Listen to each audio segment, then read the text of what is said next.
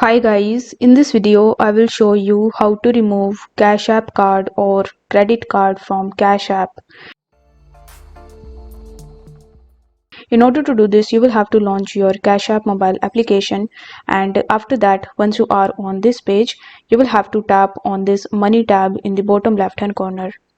Once you do this, you will be landed on this money section where you are going to see your profile icon in the top right hand corner.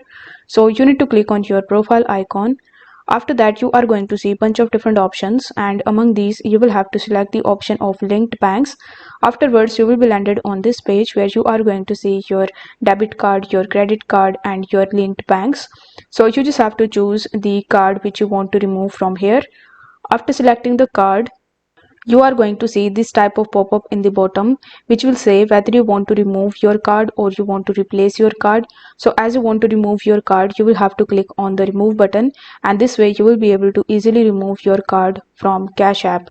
If the video was helpful, then don't forget to like the video and subscribe to the channel. Thank you so much for watching.